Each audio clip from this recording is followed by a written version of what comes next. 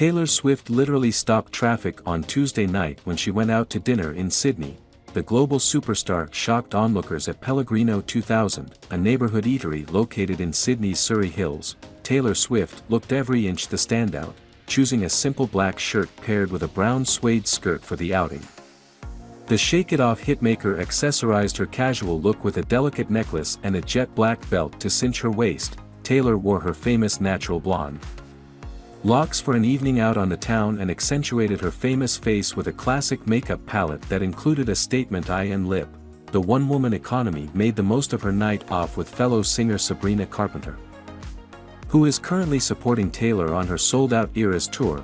The girl meets world star dazzled in a red mini dress with white fringe detailing and simple low-cut pants. Sabrina accessorized her look with a classic Louis Vuitton handbag and carried a black leather jacket to protect herself from the unpredictable weather in Sydney lately. The Pennsylvania native wore her bright blonde hair straight for a night out in a trendy inner-city suburb. Taylor is currently enjoying 4 days of rest and relaxation in the Harbour City after her Eras tour took Melbourne by storm, selling out 3 days at the famed MCG. The megastar jetted into Sydney from Melbourne on Monday afternoon and is staying at Crown's presidential villa in Barangaroo. On Tuesday morning, her private jet took to the skies on a flight bound for Honolulu. Amid reports it's headed there to pick up her NFL star beau Travis Kelce. Kelce dropped a huge hint that he could head down under on this week's episode of his New Heights podcast, claiming that he would venture to an island real soon, with the best ones being south of the US. Taylor Swift knows better than anyone how much we all enjoy a good love story, and it looks like Australian fans could be in for their own version with a potential high-profile rendezvous between the pop star and Super Bowl winning boyfriend, Travis Kelce, looking increasingly likely. Last week, Kelce secured his third Super Bowl ring, and the minute the game finished, talk turned to whether the Kansas City tight end would join Swift on the Australian leg of her Eras tour. Kelce hinted at travel plans on his podcast New Heights, saying he would venture to an island real soon, fueling speculation he was heading down under. Swift arrived in Sydney on Monday, fresh from completing her record-breaking 3-concert tour in Melbourne. But on Tuesday morning the jet she is using was spotted taking off for Honolulu, where it is due to arrive at about 9:20 p.m. local time. On Tuesday, Swift and Kelce were both unavailable to comment, so instead, we went to the next best thing. Travis Kelce's dad, Ed, well, look, we spoke after the Super Bowl, and I asked him, "Are you going to take off for Sydney?" And he seemed keen, explained Ed. He said he'd really like to see Sydney in Singapore, but he wasn't sure because he has commitments. He is at a celebrity charity golf outing today, which, I think, is in Las Vegas. As the father of 2 famous footballers, Travis's brother Jason is a center for the Philadelphia Eagles. Ed is no stranger to the spotlight. But things have reached a new level since Travis and Taylor started dating. She's probably the most famous person in the world, but she doesn't seem like it. She's so warm and so gracious, explains Ed. While their first meeting was a little bumpy, I was at Travis' house, and I didn't recognize her. My girlfriend was not impressed with me. Ed and the Swift clan have since grown close, with Ed watching the Super Bowl alongside Taylor's dad, Scott. Scott played college football, so he was right into it. I think he likes that his daughter is dating a football player and not a musician, laughed Ed. Swift's relationship with Kelce has become one of the most talked about cultural storylines of the last 12 months, and her attendance at his games has helped boost NFL ratings. In some corners, her star power has been painted as a distraction, but Ed believes Swift's presence is wholly positive. She loves football so much, and she sets a good example during games. I was so shocked that during the Super Bowl, my buddies and I left some rubbish near us, and when Taylor got up, she stopped and picked it all up and put it in the trash, says Ed. I thought that spoke volumes.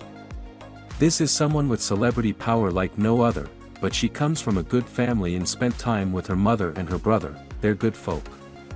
Like any self-respecting father, Ed Kelce only wants the best for his son, and as soon as things got serious between Travis and Taylor, he said about doing his research, I went on to her Instagram, and she had some great videos up there.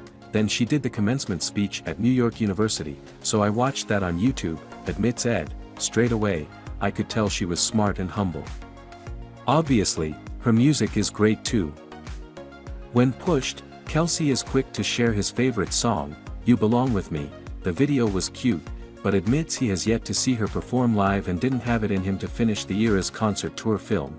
I almost went to see the movie, but that thing was like 3 hours long. That's a little much for me, laughs Ed, while fans will be hoping that Travis Kelce joins Swift in Sydney as an extra special guest. Ed is more concerned about what comes next for the high-profile pair. Between Swift's tour commitments and Travis's playing schedule, Ed admits he has spent time thinking about how they'll make it work. I won't pretend that I don't worry about it. He is my son, and I worry about him because they will have some challenges in their relationship for sure, says Ed. But they seem a good fit, and ultimately, they just need to find their way together. Kansas City Chiefs star Travis Kelce has named Mike Frazier as the unsung hero of their Super Bowl 58 victory.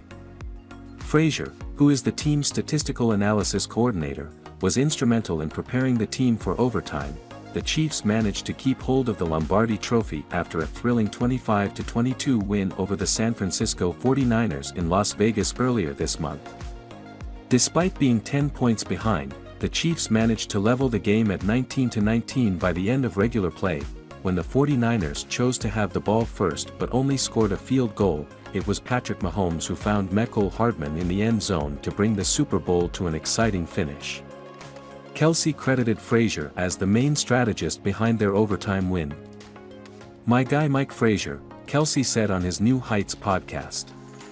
"He's the one that goes through all these scenarios, all these big-time situations, end of half, end of game, rule changes. He comes up and stands in front of the team, and when he comes in front of the team everyone yells, 'Frayas!' Kelce went on to say, "He goes over these kinds of situations. I'm pretty sure we went over the overtime rules 3 times, 4 times in a 2-week span.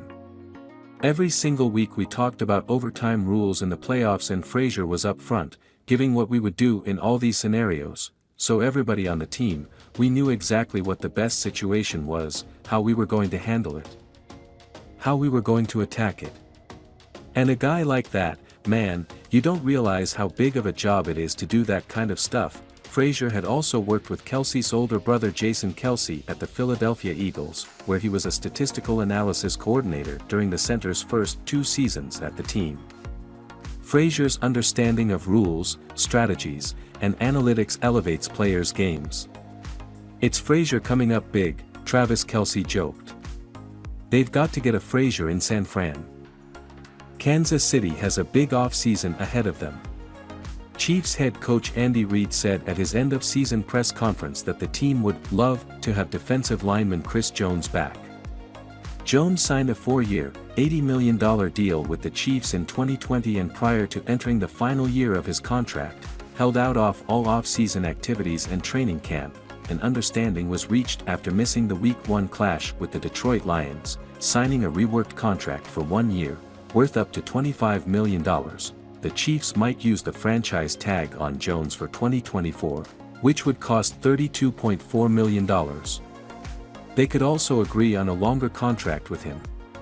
Coach Reid shared, "Yeah, listen, I think, General Manager Brett Veach, has said it before, we'd love to have him back, and they're just got to work all that out," and added, "but I think the effort will be there probably on both parts to try and get something done."